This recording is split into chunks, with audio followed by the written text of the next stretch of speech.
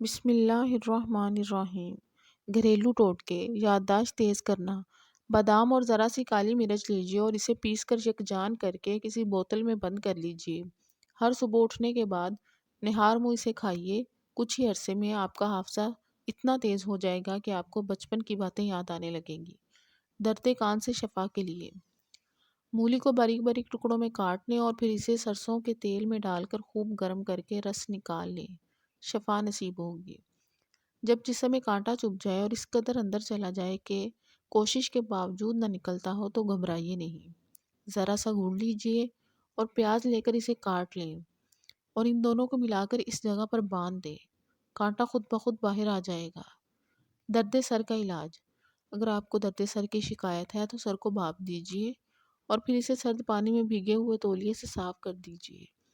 ذرا سا نمک کھائیے اور پھر اس کے 10 منٹ بعد ٹھنڈا پانی پی لیجئے۔ بہت جلد شفا نصیب ہوگی۔ اور سر کو زیتون کا تیل ڈال کر مالش کریں۔ پیاز کاٹ لیں اور اسے سونگھیے۔ وہ چائے جس میں زیادہ پتی پڑی ہو لیجئے اور اس میں آدھا لیموں نچوڑ لیجئے اور اس میں چاہے تو چینی یا ذرا سا نمک ملا لیجئے اور پی لیں۔ درد سر کو فوری آرام ہوگا۔ روئی کو لیموں کے عرق میں ڈبو لیجئے اور اسے پیشانی پر ملیے۔ اس سے بھی درد سر ختم ہو جائے گا۔ احتیاط سے نسوار کی ماند پسا ہوا نمک سونگھ لیں۔ اس سے درد سر کو آرام ملے گا۔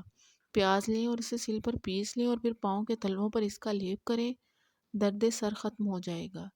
دہکتے ہوئے کوئلے لیجئے اور اس پر ذرا سی شکر ڈال دیجئے اور اسے سونگھیے۔ اس سے درد سر ختم ہو جائے گا۔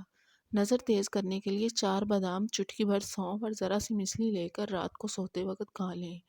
اس سے آپ کی نظر تیز ہوگی۔